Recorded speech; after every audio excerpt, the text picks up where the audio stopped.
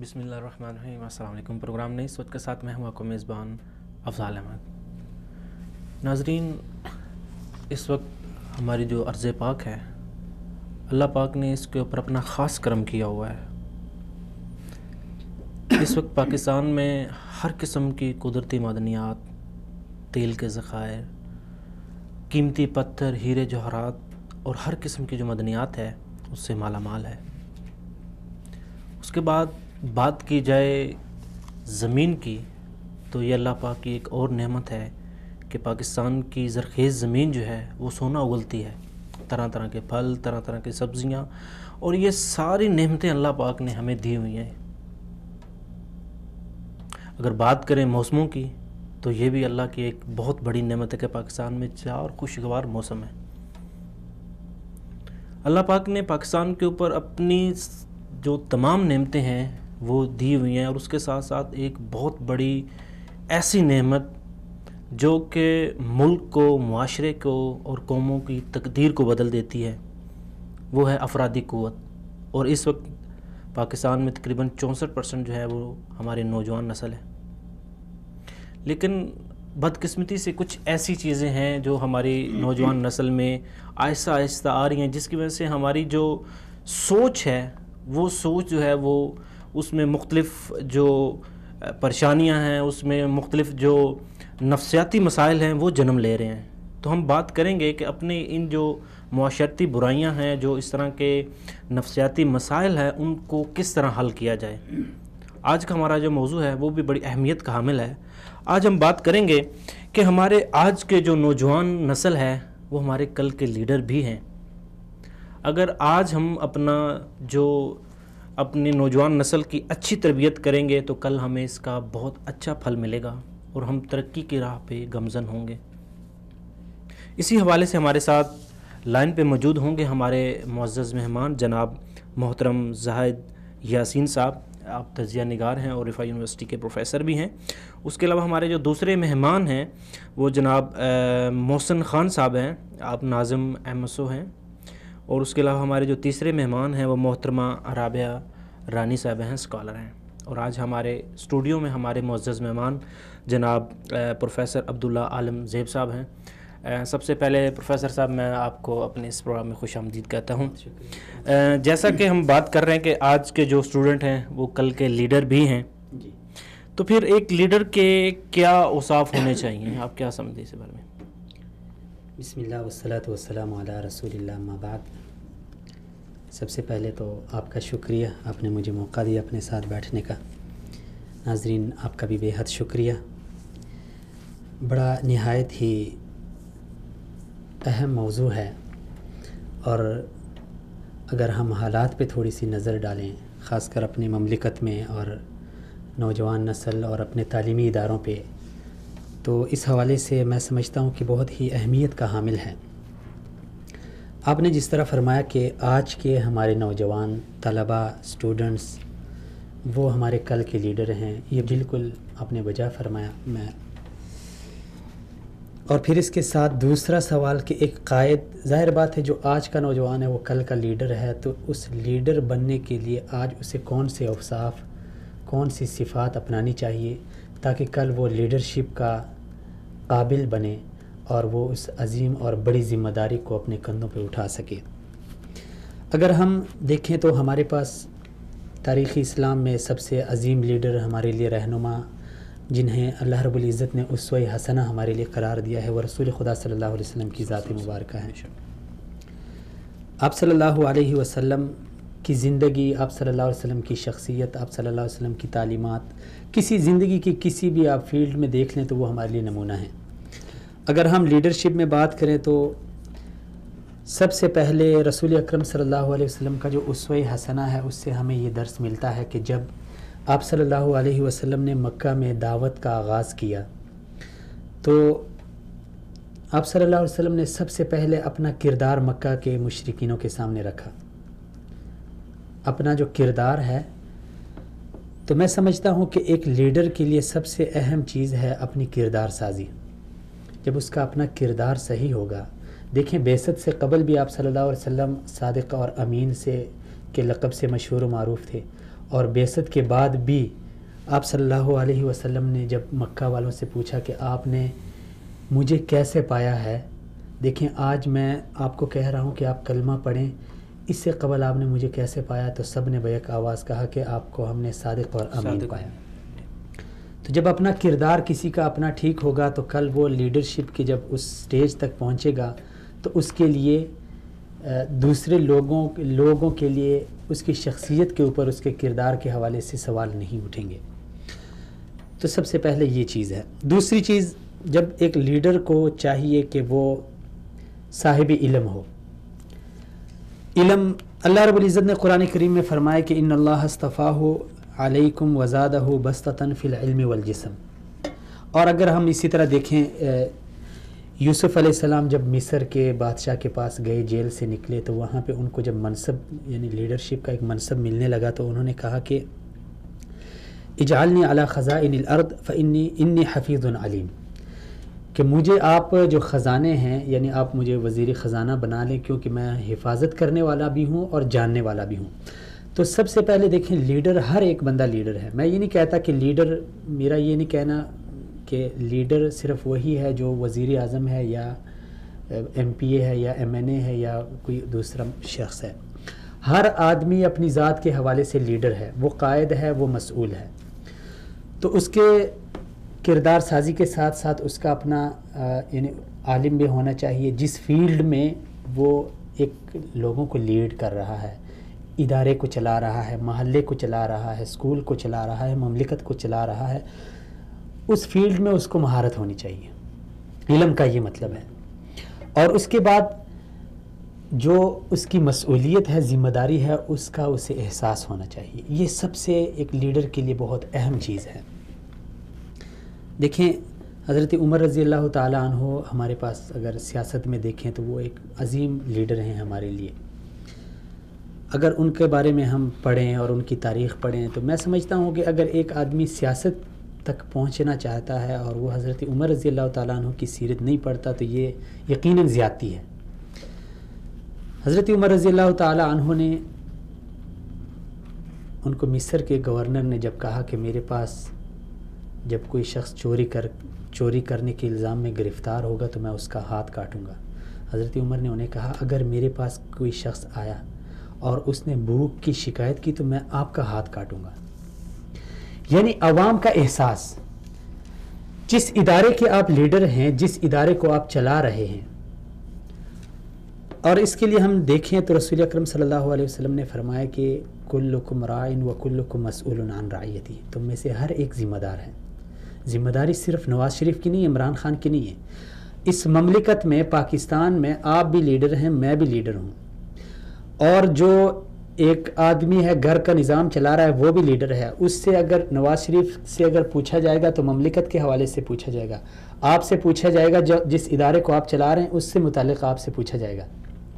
اگر گھر کا بڑا ہے تو وہ اس کے یعنی گھر کے حوالے سے اس سے پوچھا جائے گا۔ تو لیڈر کے لیے سب سے تیسری اہم چیز ہے وہ یہ ہے کہ اپنی جو ذمہ داری ہے، اپنے جو ماتحت لوگ ہیں ان کے مسائل کا شعور ہونا چاہیے، اسے احساس ہونا چاہیے۔ اگلی چیز ہے کہ برداشت کا مادہ۔ ایک لیڈر، ظاہر بات ہے جب آپ ایک مملکت کو لیڈ کر رہے ہیں، ایک ادارے کو لیڈ کر رہے ہیں تو اس میں آپ کو سارے لوگ آپ کی طبیعت کے موافق نہیں ملتے، ظاہر بات ہے وہاں پہ آپ کو کچھ لوگ ایسے ملیں گے جو سخت مزاج ہوں گے، کچھ جو ایسے ہوں گے جو آپ کے مزاج سے موافق ہوں گے، کچھ ایسے ہوں گے جو آپ سے یکسر کلیتاً اختلاف کرتے ہوں گے، رائے میں کسی اور چیز میں آپ سے اختلاف کرتے ہوں گے، تو مختلف مزاج کے لوگ ملیں گے۔ اور جب اس وقت آپ کا برداشت کا مادہ نہ ہو تو آپ لیڈرشپ کے مستحق نہیں بن سکتے، کیونکہ چھوٹی سی بات پہ آپ جو بندہ آپ سے اختلاف کرے گا آپ اس کو تنگ کریں گے، آپ اس کے مخالف ایکشن لیں گے۔ اسی لیے لیڈر کے لیے ایک چیز بہت اہم ضروری ہے کہ وہ اس کے اندر برداشت، حوصلہ ہونا چاہیے۔ اچھا، یہاں پہ ایک نقطہ ہے، رسول اکرم صلی اللہ علیہ وسلم نے فرمایا کہ کوئی بھی نبی ایسا نہیں آیا جس نے بکریاں نہ چرائی ہو۔ ایک بہت بڑا یعنی ایک، اب ہم سمجھتے ہیں کہ کیا اس میں حکمت کیا ہے۔ دیکھیں شاید بہت سارے ایسے لوگ ہیں کہ جو گاؤں میں بکریاں چراتے ہیں، اونٹ، گائے، بکریاں، جو بھی چیز ہیں، اس کے اندر ایک اللہ تعالیٰ نے بڑی حکمت رکھی ہے۔ بکری جو ایک حیوان ہے، جانور ہے، جب آپ اس کو چرائیں گے تو وہ آپ کو بہت زیادہ تنگ کرتی ہے، ایک ادھر جائے گی، کسی کی ریوڑ میں گھسے گی، یہ ہے وہ ہے وہ ہے۔ جب آپ وہ چرائیں گے بکریاں تو آپ کے اندر حوصلہ پیدا ہوتا ہے۔ اسی لیے لیڈر بننے کے لیے سب سے جو اہم چیز ہے وہ ہے برداشت کا مادہ، حوصلہ، اور اس کے بعد یہ ہے کہ انتظامی امور میں صلاحیت ہو، جس چیز کو آپ لیڈ کر رہے ہیں اس کے اندر صلاحیت ہونی چاہیے۔ ہمارا المیہ یہ ہے ہماری مملکت کا، پاکستان کا، کہ ہم نے جو اہل تھے نااہل لوگوں کو لا کے منصب پہ بٹھا دیا، اور جو اہل تھے ان کو پس پشت ڈال دیا۔ اس لیے دیکھیں اس کے بعد قائد اعظم کے بعد ہمیں، جس طرح آپ نے کہا کہ پاکستان ہے، اللہ تعالیٰ نے ہر قسم کی نعمت دی ہے، لیکن ہمیں لیڈرشپ نہیں ملی، جس کی وجہ سے جن مسائل کے دلدل میں ہم پھنسے ہوئے تھے آج تک ہم انہی مسائل میں پھنستے جا رہے ہیں۔ تو یہ نہیں ہے کہ آپ کیا سمجھتے کہ ہماری جو نوجوان نسل ہے، کیا ان میں جو قائدانہ صلاحیت ہے وہ موجود ہے؟ بہت ہے، بہت ہے، ہماری نوجوان نسل کے اندر قائدانہ صلاحیت موجود ہے، بہت زیادہ ہے، لیکن المیہ یہ ہے کہ بات ہماری چل رہی ہے کہ آج کے اسٹوڈنٹ کل کے لیڈر ہیں، لیکن یہاں پہ ایک حقیقت میں آپ کو یہ بھی بتا دوں افضال صاحب کہ ہمارے جتنے بھی طلبہ ہیں وہ بھی سیاسی پارٹیوں کے بھیڑ چڑھ گئے ہیں۔ آج اگر ان کو استعمال کیا جا رہا ہے تو سیاسی مقاصد کے لیے، اور ایک صاحب کو ابھی میں پڑھ رہا تھا کچھ دیر پہلے، انہوں نے کہا کہ ہمارے طلبہ کو ٹیشو پیپر کی طرح استعمال کیا جاتا ہے، سیاسی مقاصد کے لیے استعمال کر کے پھر جب اپنے مقاصد پورے ہوتے ہیں تو اس کو پھینک دیتے ہیں۔ اور اس کا انہوں نے سب سے بڑی مثال دی تھی سہولت مرزا کی۔ سہولت مرزا ایم کیو ایم کی اسٹوڈنٹ جو پارٹیاں تھی، اسٹوڈنٹ لیڈرشپ سے وہ آگے نکلتا اس کو ایم کیو ایم نے اتنا استعمال کیا، اور آخر میں جب وہ پھنس گیا تو سب نے کہا ہم اس کو جانتے بھی نہیں ہیں۔ یعنی یہ ایک المیہ ہے، ہمارے نوجوانوں کے اندر قائدانہ صلاحیتیں بہت ہیں، لیکن جب وہ ہم دیکھتے ہیں ان کے رویوں کو تو ہیں بس ٹھیک ہے، وہ طلباء ہیں، جوان ہیں، کبھی کبھی لڑ پڑیں، اس کا یہ مطلب نہیں ہے کہ ہم ان کو جو ان کے منفی پہلو ہیں ان کو اجاگر کریں اور ان کے اوپر الزام ڈالیں۔ یہاں پہ اگر ایسی کوئی صورتحال واقع ہو جاتی ہے جو ہمارے اسٹوڈنٹ ہیں وہ آپس میں لڑتے ہیں تو ہمیں ان مسائل کو بڑے برداشت اور تحمل کے ساتھ ان کو حل کرنا چاہیے۔ دیکھیں یہ ایک سوچ ہے، میں نے اس پہ کچھ دن پہلے لکھا بھی تھا، اور کچھ طلبہ تنظیم، خاص کر میری گزارش اب بھی ہے جو طلبہ تنظیموں کے ذمہ داران ہیں یا طلبہ ہیں، دیکھیں آج اگر کوئی آدمی اسلامی جمعیت طلبہ کا کارکن ہے یا ناظم ہے یا رفیق ہے یا جو بھی ہے، کل اس نے کیا کرنا ہے؟ جماعتی اسلامی کی شکل اختیار کرنی ہے۔ اگر آج کوئی پختون اسٹوڈنٹ فیڈریشن کا ہے تو کل اس نے اے این پی ڈبلیو جو ہے وہ قومی وطن پارٹی ہے شیرپاؤ کی، یا جو عوامی ملی پشتون عوامی ملی پارٹی ہے اچکزئی کی، ان میں چلے جانا ہے۔ آج اگر کوئی آدمی جمعیت طلبہ اسلام کا ہے تو کل جمعیت علماء اسلام کا اس نے لیڈر بننا ہے۔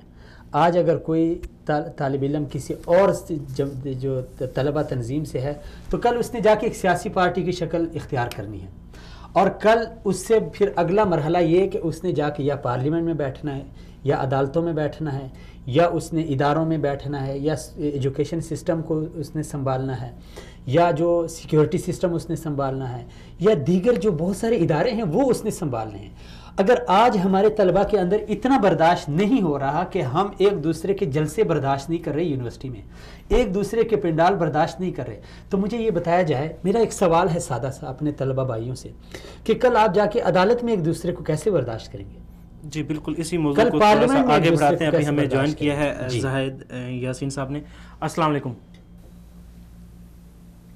وعلیکم السلام سر۔ جی زاہد یاسین صاحب، بہت بہت شکریہ کہ آپ نے اپنا قیمتی وقت نکالا اور ہمارے پروگرام میں شرکت کی۔ آج کا ہمارا جو موضوع چل رہا ہے وہ چل رہا ہے کہ آج کی جو نوجوان نسل ہے وہ کل کے لیڈر بھی ہیں۔ تو ابھی ہماری بات چل رہی تھی کہ ہمارے تعلیمی اداروں میں جو ہے وہ نوجوان نسل جو ہے مختلف جو ان کے گروپس ہوتے ہیں، مختلف جو تنظیمیں ہوتی ہیں، ان کے آپس میں جو لڑائی جھگڑے ہے اس کے حوالے سے ہم بات کرتے ہیں۔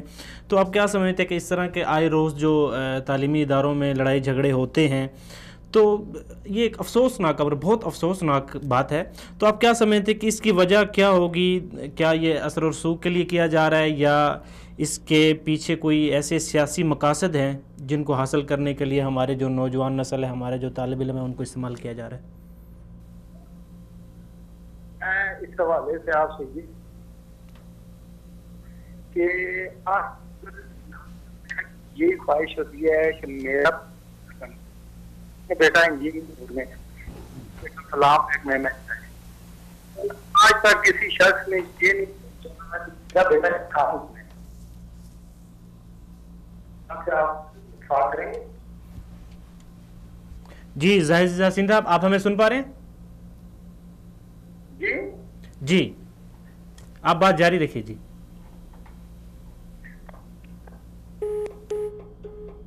جی ابھی زاہد یاسین صاحب سے ہمارا رابطہ منتقل ہو گیا, ہم دوبارہ ان سے رابطہ کرنے کی کوشش کریں گے. تو جی میں افضل صاحب عرض کر رہا تھا کہ آج اگر ہم طلبہ ہیں, میں خود اسٹوڈنٹ ہوں, تو کل ہم نے اس قوم کا لیڈر بننا ہے. یہ ایک اٹل حقیقت ہے. اور ایک سادہ سا سوال میں نے جس طرح عرض کیا ہے کہ آج اگر ہم یونیورسٹیوں میں ہیں, کالج میں ہیں, تو کل ہم نے پارلیمنٹ میں جانا ہے, میڈیا کے اس پہ فورم پہ بیٹھنا ہے, بڑے بڑے عہدوں پہ عدالت میں جانا ہے. جب آج ہمارے اندر اتنی برداشت نہیں ہے, تو کل میں سمجھتا ہوں کہ ایک تو پاکستانی قوم اپنے سیاست سے تھکی ہوئی ہے, اکتا گئی ہے. بالکل سیاسی جو پارٹیاں ہیں, جو سیاسی لیڈر ہیں, ان کے کردار سے اکتا گئی ہے, ان کے اعمال اور ان کے جو افعال اقوال اور جو تضاد ہے اس سے اکتا گئی ہے. اور اگر آج ہم نوجوان بھی اس طرح کی جو رویہ اختیار کریں گے تو مجھے بتایا جائے کہ اس دکھی قوم کا کیا ہوگا. دیکھیں ہمارے پاکستان کے کتنے مسائل ہیں, اللہ تعالیٰ نے سب کچھ دیا ہے, لیکن ایک اعداد و شمار کے مطابق 80 سے 85% لوگ نظام انصاف سے پریشان ہیں, ان کو انصاف نہیں مل رہا. 80 سے 85% لوگ. اور جہاں پر پرسنٹیج انصاف کی یہ ہو تو وہاں لوگوں کی ذہنی کفیت 60% بچے اس وقت ہمارے یعنی اسکول نہیں جاتے, تعلیم حاصل نہیں کر پا رہے کن وجوہات کی وجہ سے.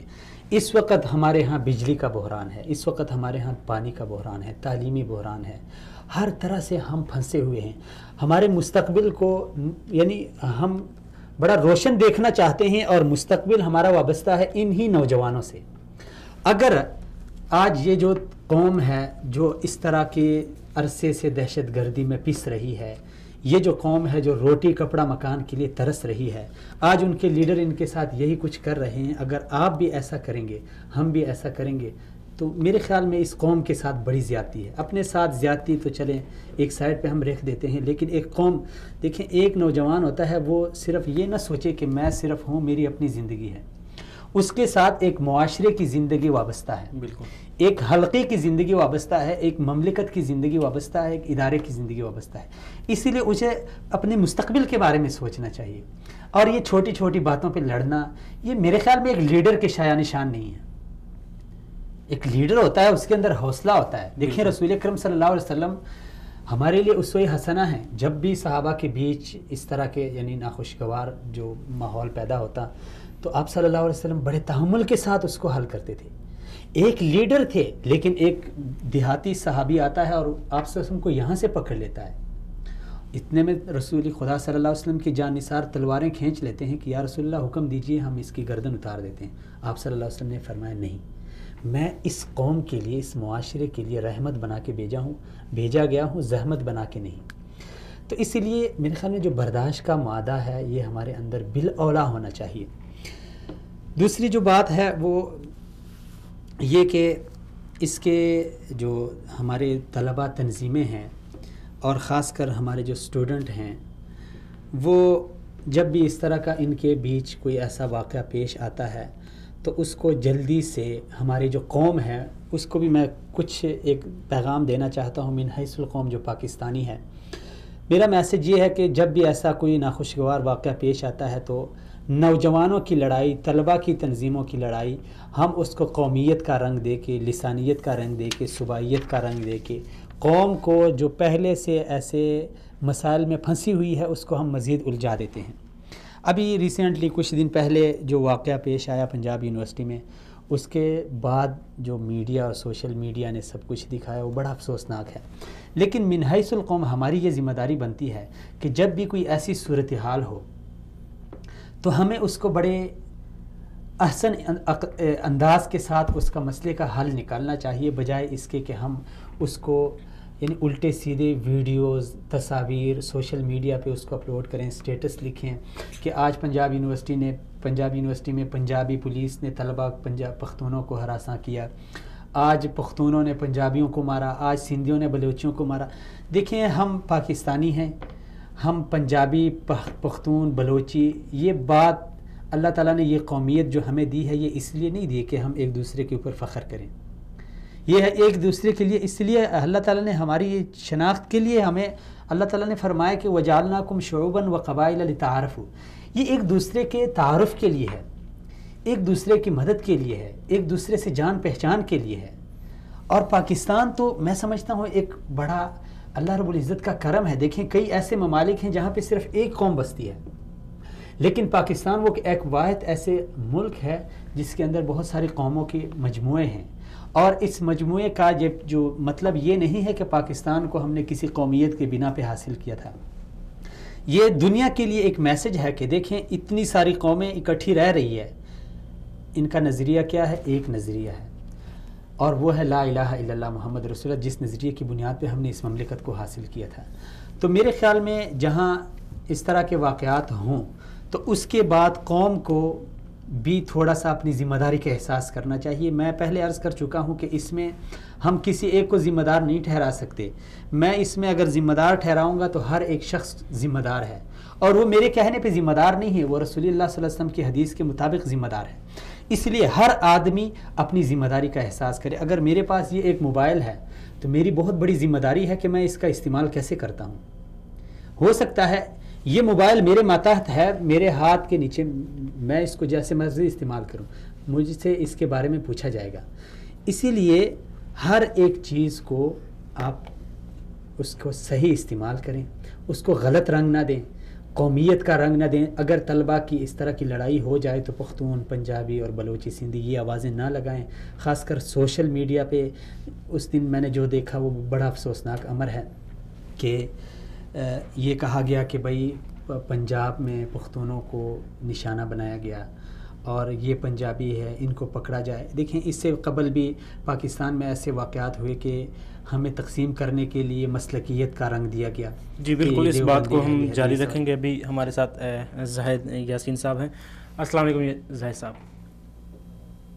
وعلیکم السلام ورحمۃ اللہ. سر میں آپ کو اپنے اس پروگرام میں خوش آمدید کہتا ہوں. ابھی ہمارا جو موضوع چل رہا ہے وہ چل رہا ہے کہ ہماری جو آج کے نوجوان نسل ہیں، ہمارے جو اسٹوڈنٹ ہیں، وہ کل کے لیڈر بھی ہیں.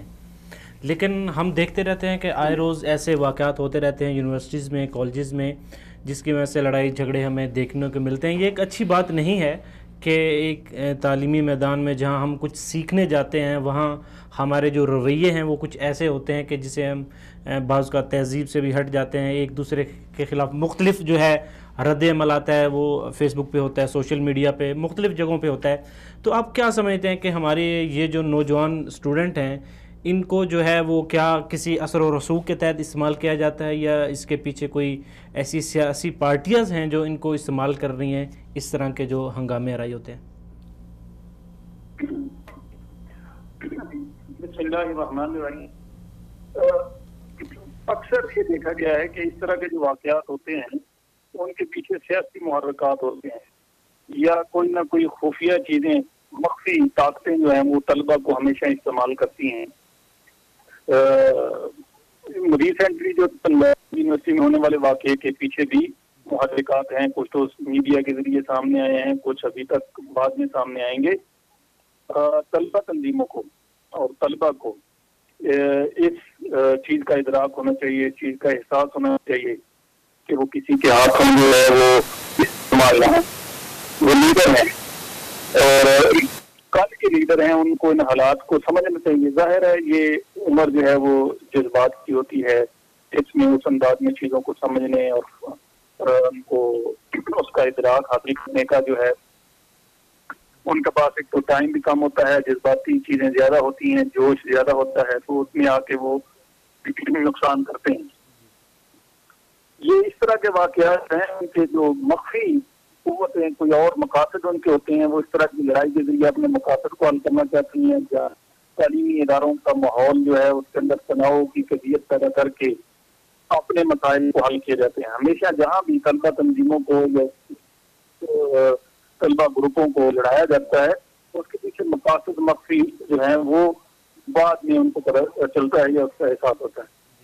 ہمیں بحیثیت طالب علم اپنا یہ کام کرنا چاہیے کہ ہم اپنی تعلیم کو توجہ دیں सियासी माहौल का इदराक और फहम हासिल करें उस सतह का, जितना अच्छा कल हम उसमें अच्छे अंदाज में जो है वो उसमें अमल करते हुए अपना किरदार अदा कर सकें। सर आप क्या समझते हैं कि इस तरह, जी सर आप क्या समझते हैं कि इस तरह के जो वाक़यात होते हैं, बाज़ औक़ात तो इस तरह के वाक़यात का जो ज़िम्मेदार है वो इदारे को बनाया जाता है कि इसके इदारे के जो सरबराह हैं वो इस सारे वाक़े के ज़िम्मेदार हैं, इस बारे में आप क्या कहेंगे? देखिए, तालीमी इदारों के अंदर हमेशा जो इसके पीछे कोई ना कोई उनके जो यूनियन अफजा की होती हैं या यूनिवर्सिटी एडमिनिस्ट्रेशन होती है या उनकी किसी न किसी सियासी या एडमिनिस्ट्रेटिव ओहदे के लिए लड़ाई हो रही होती है, उस मकासद के लिए तो तलबा को भी दरमियान में लाया जाता है और हमेशा जो है वो मद्देनजर रखा जाता है तलबा मसाइल को और दीगर चीज़ों को मुख्तलिफ को रखकर सामने तलबा को लड़ा दिया जाता है और उस उलझाव के में उस कैफियत में जो है वो अपनी वो जो साजिशी अनासर हैं अपना काम कर जाते हैं। जी मेरे ख्याल में तलबा तंजीमों को भी, तलबा ग्रुपों को भी और इंफरादी सतह पे भी तालिब इल्मों को इन चीज़ों का से जो है ना सही फहम हासिल करना चाहिए और इनसे दूरी इख्तियार करनी चाहिए और इससे लातालकी का इजहार करना चाहिए।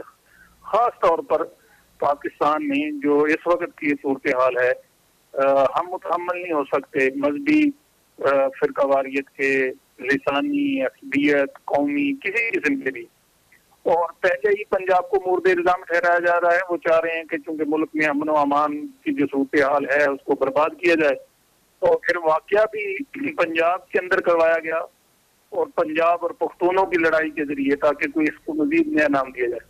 तो मेरे ख्याल में प्रोफेसर साहब आप क्या समझते हैं, देखें ये तो मुल्क की हालात तो इस तरह होते रहते हैं कि हमारी जो सियासी पार्टियां हैं वो अपने मफाद के लिए हमारे नौजवानों को मुख्तलिफ़ तरीक़ों से जो है वो इस्तेमाल करती रहती है, तो आप क्या समझते हैं कि ये उस किसी एक इदारे में अगर ये लाहौर में अगर ये वाक़या हुआ है तो उस जो इदारे के सरबराहान हैं उनकी भी तो ये ज़िम्मेदारी है कि इस वाक़े का नोटिस लेते हुए उनके दरमियान सुलह सफाई करा के और सोशल एक्टिविटीज़ जो चल रही हैं एक दूसरे के ख़िलाफ़, इस तरह की जो जंग जारी होती है उसमें अपना मरकज़ी किरदार अदा करके इस तरह के आइंदा आने वाले जो माहौल है उसको खुशगवार बनाया जाए कि आइंदा इस तरह का वाक़या ना हो। तो आप क्या समझते हैं कि इसमें जो इदारा होता है उसका भी मरकज़ी किरदार होता है कि इस तरह के वाक़यात को रोकने के लिए? बिल्कुल, इदारे का ही काम होता है कि इस सिलसिले में जो है वो एक इन्वेस्टिगेशन करे, तहकीकात करने के बाद जो कोई जिनकी तरफ से गलती हुई है उनको उनकी गलती की सजा दी जानी चाहिए, तो ताकि दूसरों के लिए वो इबरत बन जाए और तलीमी इदारे का माहौल जो है वो खराब ना हो।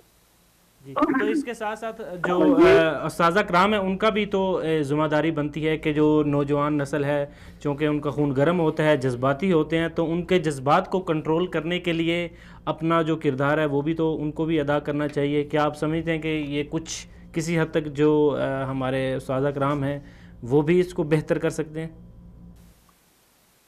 बिल्कुल, असातिज़ा इकराम इसको बेहतर कर सकते हैं। असातिज़ा को किसी की पार्टी नहीं बनना चाहिए, सारे तालिब इल्म उनके लिए बराबर हैं।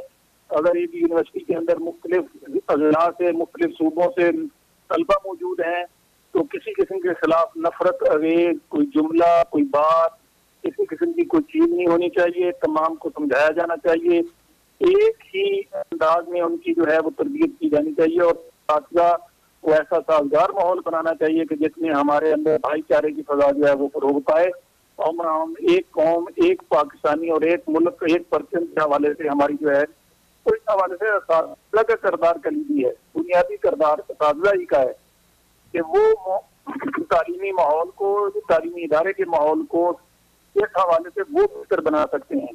जी बिल्कुल, उस्ताद कराम इस तरह का जो माहौल होता है उसको बड़े अच्छे तरीके से, हसन तरीके से जो है वो ठीक कर सकते हैं। यासीन साहब आपका बहुत बहुत शुक्रिया कि आपने अपना कीमती वक्त निकाला और हमारे प्रोग्राम में शिरकत की। नाजरीन, यहाँ पर वक्त हो गया एक शॉर्ट ब्रेक का, मिलते हैं शॉर्ट ब्रेक के बाद।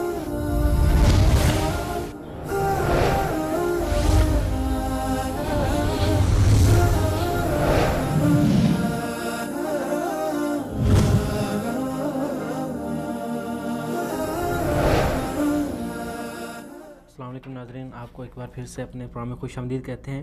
ناظرین آج کا ہمارا جو موضوع چل رہا ہے وہ چل رہا ہے کہ آج کے جو نوجوان ہیں ہمارے کل کے لیڈر بھی ہیں. اس موضوع کے حوالے سے آپ کے ذہن میں جو بھی سوالات ہیں آپ ہمیں براہ راست کال کر سکتے ہیں. آپ کو براہ راست کال نمبر شو کروایا جائے گا. ابھی ہمیں جوائن کیا ہے محترمہ رابعہ رانی صاحبہ نے. السلام علیکم.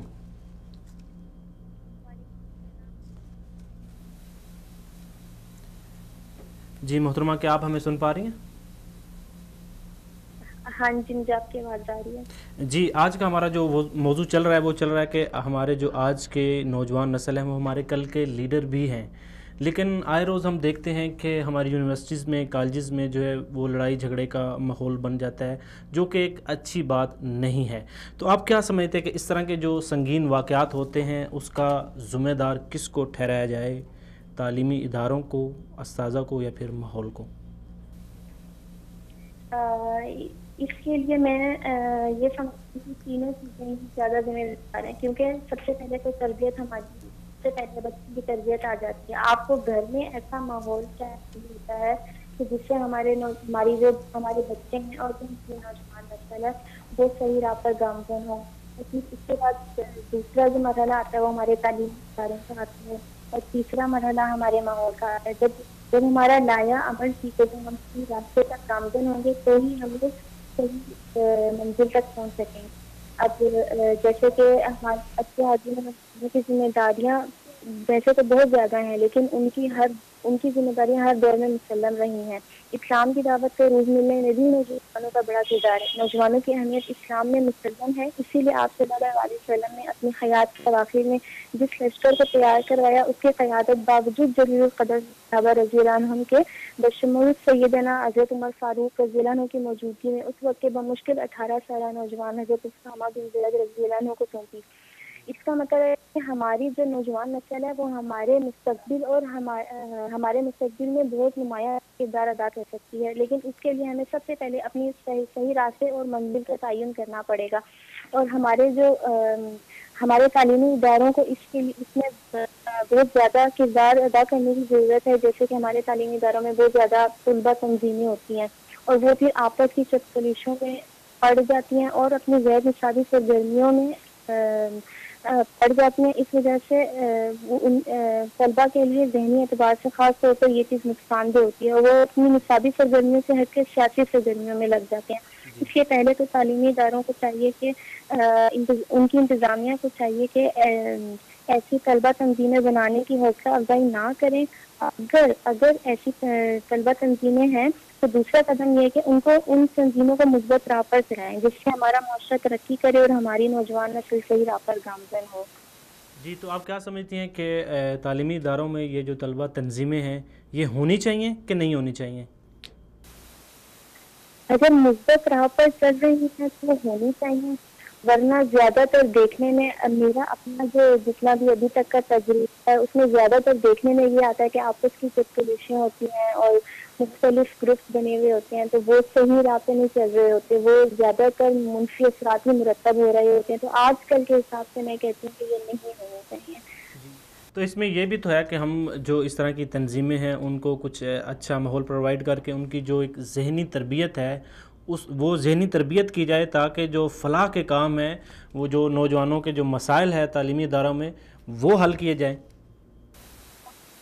جی بالکل، ہمیں ایسا ماحول فراہم کرنا چاہیے. میں نے اسی سے پہلے یہی بات کی تھی کہ ہمیں اپنے گھر سے شروع کرنا چاہیے، اپنے بچوں کو ایسا ماحول دینا چاہیے کہ جس سے وہ صحیح راستے پر چلیں. پھر اس کے بعد یہ ہے کہ اپنے تعلیمی اداروں میں ہم لوگ جیسے فار ایگزامپل ہم ورک شاپ کروائیں، کچھ ایسے سیمینارز کروائیں، کچھ اس طرح کے لیکچرز کروائیں کہ جس سے ہمارے طلباء میں اس طرح کی سوچ بیدار ہو تاکہ وہ اس طرح کی غیر نصابی جو ایسی سرگرمیاں جو منفی اثرات مرتب کرتی ہیں ان کی طرف گامزن نہ ہو.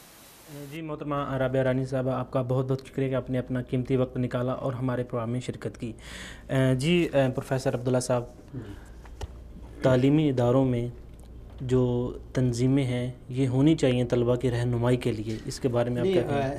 جس طرح یہ محترمہ نے کہا کہ سب سے پہلے تو یہ ہے کہ ان کا اپنا تجربہ ہے، میں بھی خود رہا ہوں یونیورسٹی میں، یعنی ہونی چاہیے لیکن میں یہ سمجھتا ہوں کہ جس طرح زاہد یاسین صاحب نے کہا کہ ان کو سیاست سے بالکل الگ رہنا چاہیے. تنظیمیں میرے خیال میں اتنا وہ اس کا نہیں ہوتا، کیونکہ تنظیمیں جب ہوتی ہے تو وہ نوجوان اس میں ایکٹیو رہتے ہیں، ایک دوسرے سے بڑھتے ہیں اچھے کاموں میں، اور خاص کر جب یونیورسٹی کالج میں نئے طلبہ آتے ہیں ان کے بہت سارے مسائل ہوتے ہیں، اور جب اس سے قبل کوئی ایسی تنظیم ہو جو اس کو سپورٹ کرے تو ان کے لیے بہت آسانی ہوتی ہے. جی، لیکن اس کے برعکس ہوتا ہے کہ جب نئے یعنی اسٹوڈنٹ آتے ہیں تو ان کو مختلف پریشانیاں. بالکل وہ ٹھیک ہے، یعنی کسی بھی چیز کے منفی پہلو بھی ہوتے ہیں، مثبت پہلو بھی ہوتے ہیں. صحیح. لیکن اس میں کچھ تو اداروں کا ریاست کی ذمہ داری بنتی ہے، خاص کر جو ہماری پارٹیاں ہیں، جو سیاسی پارٹیاں ہیں، اور طلباء کو بھی چاہیے کہ وہ خود کو ان پارٹیوں سے الگ رکھے، کیونکہ یہ ایک بات یہ یاد رکھیں کہ یہ سیاسی پارٹیاں اپنے مفادات وصول کراتی ہے ان طلباء تنظیموں سے، اور جب ان کے اپنے مفادات پورے ہوتے ہیں تو پھر یہ ان کو جو ہے نا ایک سائڈ پہ لگا دیتے ہیں. دوسری چیز اس میں اہم یہ ہے کہ یہ عمر ہوتی ہے ایک جذباتی، کیونکہ نوجوانی کو کہتے ہیں دیوانگی، تو اس عمر میں جو انسان کا خون ہے وہ ذرا تیز چلتا ہے، اسی لیے اس عمر میں بہت ہی خیال کے ساتھ اور احتیاط کے ساتھ اس زندگی کو گزارنا چاہیے، اور زیادہ تر توجہ تعلیم پہ دینی چاہیے، کیونکہ جب آپ خود پڑھیں گے، ہمارا المیہ بھی یہی ہے. افضال صاحب، جب طلباء آتے ہیں تو اس کو اپنی پڑھائی میں اتنا شوق نہیں ہوتا جتنا تنظیمی چکروں میں، تو وہ کیا جب پڑھنے کا ٹائم ہوتا ہے وہ اپنا ٹائم ضائع کرتے ہیں، اور جب وہ پریکٹیکلی زندگی میں چلے جاتے ہیں تو پھر وہ اس ادارے کو یعنی وہ خدمات یعنی فراہم نہیں کر سکتے جو ہونی چاہیے. آج دیکھیں، میں آپ کو بتا رہا ہوں، ہمارے تعلیمی نظام میں، ایجوکیشن سسٹم میں کرپشن ہے، عدالت میں لوگوں کو انصاف نہیں مل رہا، پارلیمنٹ کی ہماری ایسی حالت ہے کہ دیکھ کے شرم آتی ہے. بڑے لیڈر ہوتے ہیں، بڑی پارٹیاں ہوتی ہیں، ایک دوسرے کو ماں بہن کی گالیاں نکالتے ہیں. تو جب آپ اس ٹائم اپنا ٹائم ضائع کریں گے اور ابھی سے آپ ایک دوسرے کا خون بہائیں گے، ابھی سے آپ قومیت کا نعرہ لگائیں گے، لسانیت کا، صوبائیت کا، تو کل میرا سوال پھر وہی ہے کہ پارلیمنٹ میں جا کے آپ کبھی بھی ایک دوسرے کی عزت نہیں کر سکتے. جی دیکھیں، یہ دیکھنے کو مل رہا ہے. یہ بات تو ٹھیک ہے کہ ہمارے کافی سارے اداروں میں کرپشن ہے، ہمارے حالات جو ہیں کمزور ہیں، لیکن اب دیکھیں جو ہمارا تعلیمی ماحول ہے اس کو اگر ہم سیاسی پارٹیوں سے دور رکھ کے بھی تو اچھا بنا سکتے ہیں. ہماری جو ایک سوچ ہے، دیکھیں ہم ہر کام جو ہے وہ کہتے ہیں کہ جی اس میں گورنمنٹ الواو ہے، یہ گورنمنٹ. اب گورنمنٹ آپ کو یہ تو نہیں کہہ رہی کہ آپ اپنے تعلیم کو چھوڑ کر لڑائی جھگڑوں میں جائیں، ایک دوسرے کے خلاف جو ہے وہ سوشل میڈیا پر جو ہے وہ بیان بازی کریں. نہیں، ریاست دیکھیں ہر چیز جو بھی ہو، لیکن ریاست کی ایک بڑی ذمہ داری ہوتی ہے. ذمہ داری تو جس طرح محترمہ نے کہا کہ سب سے پہلے ہمارے گھر سے سٹارٹ ہوتی ہے، کہ ہمیں اپنے گھر سے سٹارٹ لینا چاہیے، بچوں کو ایسا ماحول فراہم کرنا چاہیے. لیکن اوورآل اگر دیکھا جائے تو ریاست کی بڑی ذمہ داری بنتی ہے، اور جو پارٹیاں ہوتی ہیں ان کا بڑا عمل دخل ہوتا ہے. اس میں ہم یہ نہیں کہہ سکتے. دیکھیں، اس سے پیپلز پارٹی کے دور میں مجھے ایک بات یاد ہے کہ جب منظور وٹو صاحب، وٹو تھے یا وہ گورنر تھے پنجاب کے، تو وہ گئے تھے قراقرم انٹرنیشنل یونیورسٹی گلگت بلتستان. تو وہاں کے جو وی سی تھے انہوں نے شکایت کی کہ آپ یہاں پہ تشریف لائے ہیں، یہاں پہ طلباء کے اندر جو تنظیمی لڑائیاں ہیں، تنظیمی جھگڑے یہ بہت زیادہ ہو رہے ہیں، اس لیے آپ ان کو کچھ نصیحت کریں کہ تھوڑا اس کام سے باز آئیں. خیر انہوں نے وہ جو ورکشاپ تھی، جو کانفرنس تھی، اس سے خطاب کرتے ہوئے انہوں نے طلباء کو کہا یہ وہ ہے، آپ سیاست سے الگ رہیں. وہ خطاب کر کے اس کے بعد وہ جو اپنی پارٹی کے جو طلباء تنظیم تھی ان سے مل کے ان کو باقاعدہ انہوں نے انعام سے نوازا ہے، خراج تحسین پیش کیا کہ تم بڑا اچھا کام کر رہے ہو اور آپ آگے بڑھو، ہم آپ کے ساتھ ہیں.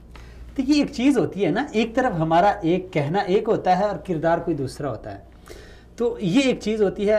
یہ اگرچہ ہم کہتے ہیں کہ بھائی پختون اسٹوڈنٹ فیڈریشن کا اے این پی سے کوئی تعلق نہیں ہے، یا وطن پال اسٹوڈنٹ فیڈریشن کا شیرپاؤ سے کوئی تعلق نہیں ہے، یا دوسرے جو پختون ہیں بلوچی اسٹوڈنٹ کا ان کا اچکزئی سے، یہ ایسے غلط باتیں ہیں. یہ سارا ان کو، یہ طلباء کو یہ لوگ استعمال کرتے ہیں اور المیہ یہ ہے کہ اس وقت جب یہ پڑھائی ضائع کرتے ہیں، انہی چکروں میں اپنا ٹائم ضائع کرتے ہیں، پھر جب یہ سیاست میں جاتے ہیں تو ان کے پاس ڈگری نہیں ہوتی، جعلی ڈگریاں نکلواتے ہیں، اور جب کیسز آتے ہیں تو آپ دیکھ رہے ہیں ہمارے پاکستان کی کیا حالت ہے، ساری ڈگریاں جعلی نکل رہی ہیں۔ بالکل آپ یہی اس کہہ کی سکتے وجہ ہیں یہی ہے کہ ابھی سے آپ اپنا ٹائم ضائع کر رہے ہیں، جب آپ کا پڑھنے کا ٹائم ہے اس ٹائم آپ ضائع کر رہے ہیں، اور جب ڈگری لینے کا ٹائم آتا ہے آپ کو ملتی نہیں ہے، یا ملتی ہے تو جو آپ چاہتے ہیں وہ نہیں ملتی، تو پھر مجبوراً آپ کو جعلی ڈگری لینی پڑتی ہے۔ جی بالکل، اسی چیز کو سامنے رکھتے ہوئے آپ یہ کہہ سکتے ہیں کہ آخر وہ کون سی وجوہات ہیں جس کی بنا پر ہمارے پاس جو قابل جو لیڈرشپ ہے، جو قابل لوگ ہیں وہ سامنے نہیں آ رہے۔ اصل جو اپنا وہ ان کا جو دور چل رہا ہوتا ہے جہاں پر انہوں نے کچھ سیکھنا ہوتا ہے، کچھ بننا ہوتا ہے، کچھ ذہن سازی جو اپنا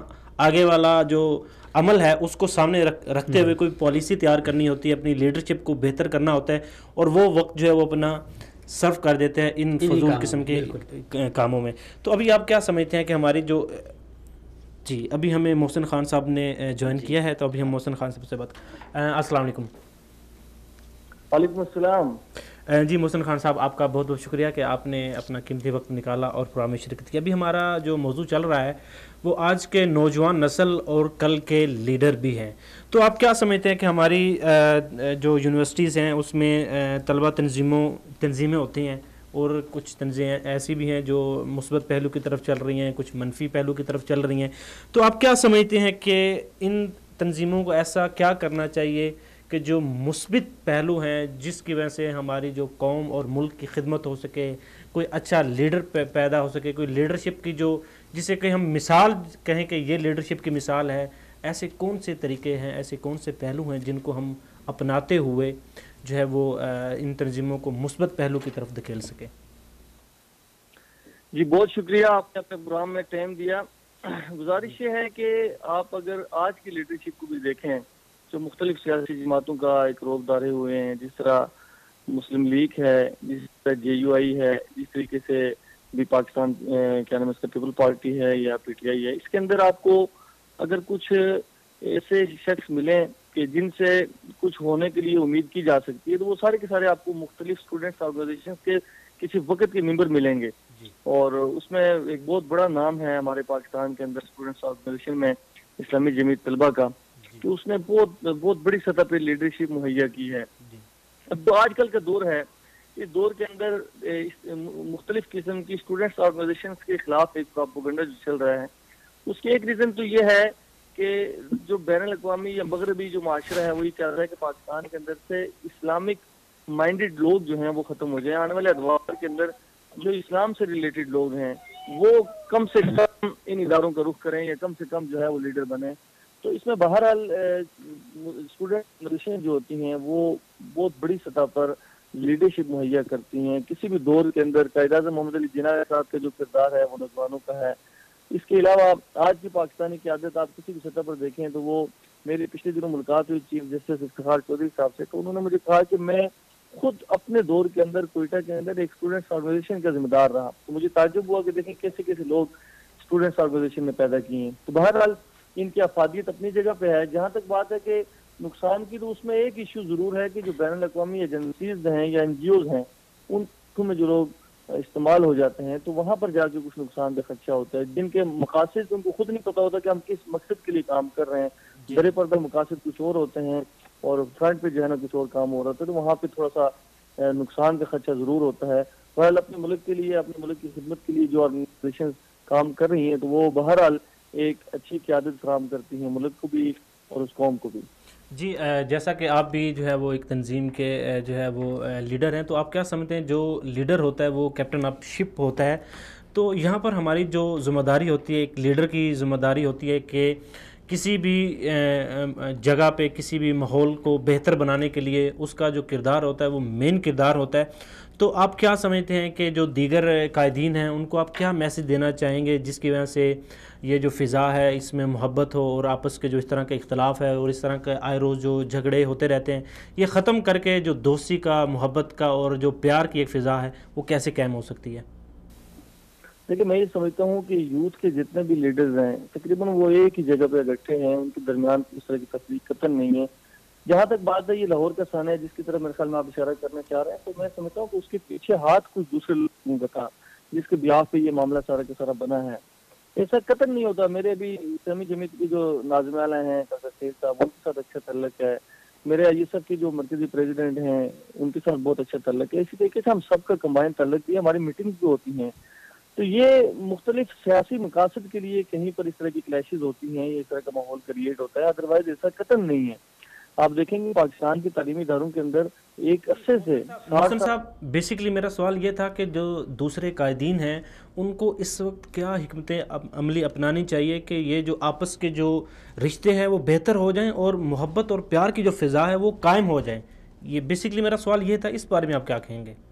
جی سر, یک نکاتی اس میں جواب یہی ہے کہ اس پہ سیاسی مقاصد کے لیے وہ استعمال نہ ہوں. جب وہ سیاسی مقاصد کے لیے استعمال نہ ہوں گے تو درمیان میں اخوت, بھائی چارے اور پیار محبت جو ہے نا آٹومیٹکلی رشتہ قائم ہو جائے گا. جب وہ کسی سیاسی مقصد کے لیے استعمال ہوں گے تو وہاں پہ جا کے کچھ نہ کچھ پرابلم یا کچھ پریشانیاں کس طرح کے معاملات جو ہے نا پیدا ہوں گے. تو یہ ہے کہ تمام لیڈرشپ جو بھی ہے اگر وہ اسے سیاسی مقاصد کے لیے استعمال نہیں ہوں گے تو انشاءاللہ ایسا کوئی خلا ہے نہیں. اور اس کو تو میڈیا نے ویسے ضرورت سے زیادہ جو ہے نا اس کو زور دے کے ضرورت سے زیادہ وہ کر دی ہے. قطعاً ایسی کوئی بات ہے نہیں. سیاسی جو ہماری جو یوتھ لیڈرشپ ہے اس کے درمیان ایسا کوئی معاملہ ہے نہیں. تو ابھی آپ نوجوان نسل جو ہیں ان کو آپ کیا پیغام دینا چاہیں گے؟ اس طرح کے جو واقعات آتے ہیں وہاں پر جو ایک صبر و تحمل کا ایک مظاہرہ کرنا ہوتا ہے اور اپنے جو جذبات ہیں ان کو کنٹرول رکھتے ہوئے اس طرح کی جو سچویشن ہے وہاں پر جو ہے وہ بہتر طریقے سے اس کو نمٹا جائے, اور اس طرح کے جو واقعات ہوتے ہیں یہ کم سے کم اور نہیں ہونے چاہیے. تو آپ کیا سمجھتے ہیں ہماری نوجوان نسل کو اس وقت کیا کرنا چاہیں گے؟ آپ کیا پیغام دینا چاہیں گے کہ اس طرح کے واقعات کی روک تھام جو ہے وہ ہو جائے اور اس کے ساتھ جو پیار اور محبت کا اور احساس کا جو ایک جذبہ ہے وہ دوبارہ سے پیدا ہو جائے؟ جی ابھی محسن صاحب سے ہمارا رابطہ منتقل ہو گیا. جی محسن صاحب بہت بہت شکریہ, آپ نے اپنا قیمتی وقت نکالا اور ہمارے پروگرام میں شرکت کی. اور جیسا کہ ابھی ہمارا جو پروگرام ہے وہ اختتام کی طرف جا رہا ہے, محسن صاحب میں گزارش کر جی جی جس طرح محسن بھائی نے کہا کہ بس اوقات صورتحال اتنی گمبھیر نہیں ہوتی لیکن ہمارا میڈیا اس کو بہت اچھالتا ہے. جی تو اس حوالے سے میں ایک گزارش اپنی قوم سے تو میں نے کہہ دیا کہ اس طرح کے مسائل کو بڑے تحمل کے ساتھ ان کا حل نکالنا چاہیے. لیکن میڈیا, افضال صاحب میڈیا کو کہتے ہیں کہ یہ ریاست کا چوتھا ستون ہوتا ہے. بالکل. اور جب بھی کسی گھر کا مثلا یہ ایک بلڈنگ ہے, اس کے 4 ستون ہیں, اگر اس میں سے یہ ایک تھوڑا سا ٹیڑھا ہو جائے تو میرے خیال میں وہ پوری بلڈنگ اس سے متاثر ہوتی ہے. اور ریاست کا ایک ستون, اہم ترین ستون, اور خاص کر اس دور میں ہم میڈیا کی اہمیت سے انکار نہیں کر سکتے. تو اسی لیے جب یہ ستون کسی ایک طرف جھکاؤ اختیار کر لے تو اس سے ریاست کے اندر بہت بڑا انتشار پیدا ہو سکتا ہے. اور ہمارا میڈیا کا جو کردار ہے اس حوالے سے میں صرف نہیں, دیگر امور چلیں وہ اپنی جگہ, اس پہ ہر ایک کا اپنا اپنا اعتراض ہے, لیکن اس حوالے سے میڈیا کا جو کردار ہے اس سے میں تو کم از کم بہت زیادہ نالا ہوں. اور وہ اس لیے کہ جب بھی اس طرح کا کوئی مسئلہ ہو تو میڈیا ایک کو ظالم دوسرے کو مظلوم بنا کر پیش کرتا ہے, اور اس کا پھر نتیجہ یہی نکلتا ہے کہ قوم آپس میں لڑتی ہے, صوبائیت کے نعرے لگتے ہیں, لسانیت کے, قومیت کے اور طبقاتیت اور مسلکیت کے نعرے لگ کے قوم جو پہلے جس طرح انہوں نے کہا کہ پاکستان اب اس کے متحمل نہیں ہے کہ اس کو مزید ٹکڑوں میں تقسیم کیا جائے. بالکل.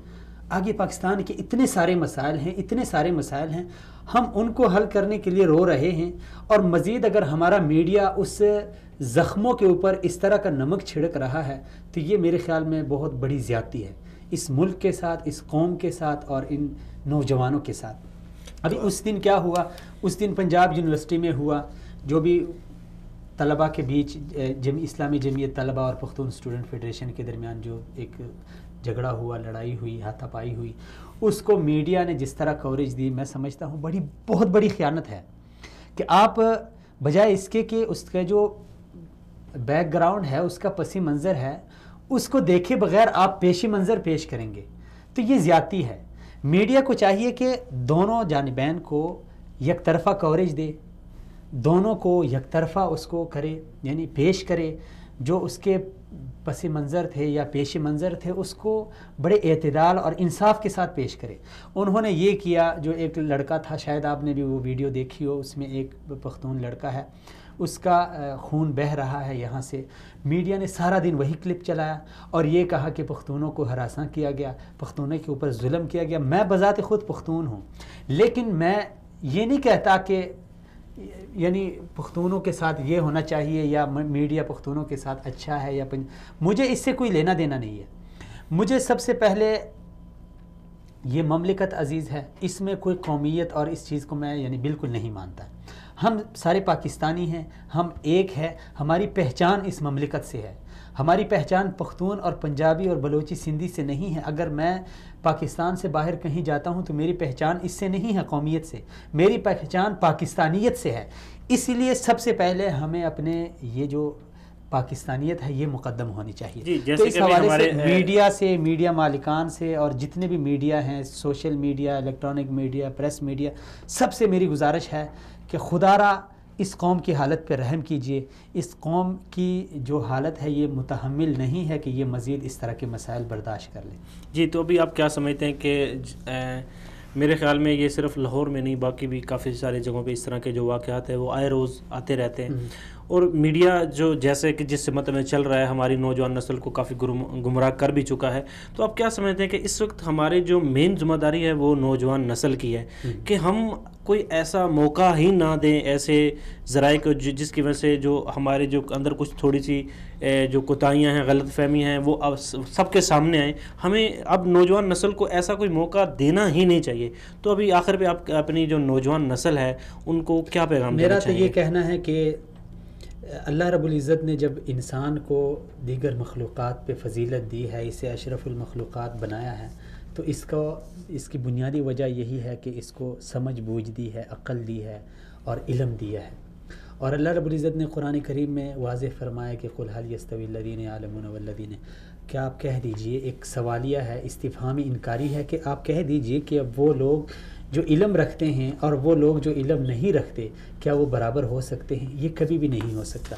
ہمارے نوجوان ظاہر بات ہے جب یونیورسٹی لیول تک پہنچتے ہیں, کالج لیول تک پہنچتے ہیں, تو وہ کچھ پڑھ کے چلے جاتے ہیں, کچھ علم حاصل کر کے وہ وہاں تک چلے جاتے ہیں. اسی لیے جو علم آپ نے حاصل کیا ہے اس علم کو کارآمد بنائیے, اور اس علم کے جو تقاضے ہیں ان تقاضوں کو مد نظر رکھ کے اور آگے قوم کی حالت پہ رحم کرتے ہوئے اپنے اندر قائدانہ صلاحیت پیدا کریں.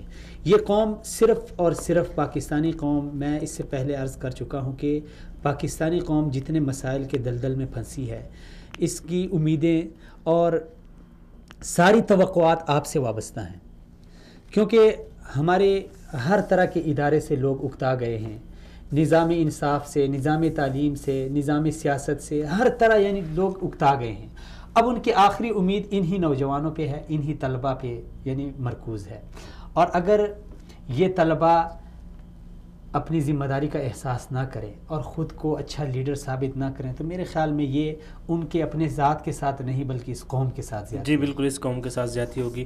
جی پروفیسر عبداللہ صاحب, آپ کا بہت بہت شکریہ کہ آپ نے اپنا قیمتی وقت نکالا اور ہمارے پروگرام میں شرکت کی. اسی طرح محترم زاہد یاسین صاحب, آپ کا بھی بہت بہت شکریہ, اور محسن خان صاحب آپ کا بھی بہت بہت شکریہ, اور محترمہ رابعہ رانی صاحب آپ کا بھی بہت بہت شکریہ کہ آپ نے اپنا قیمتی وقت نکالا اور ہمارے پروگرام میں شرکت کی.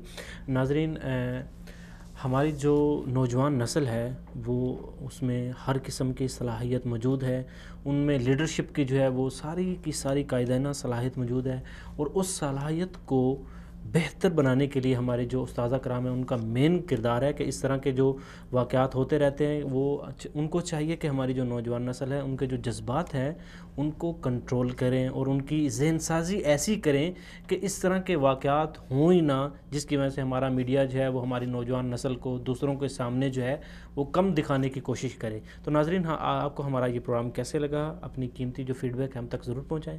ملتے ہیں اگلی پروگرام میں. السلام علیکم.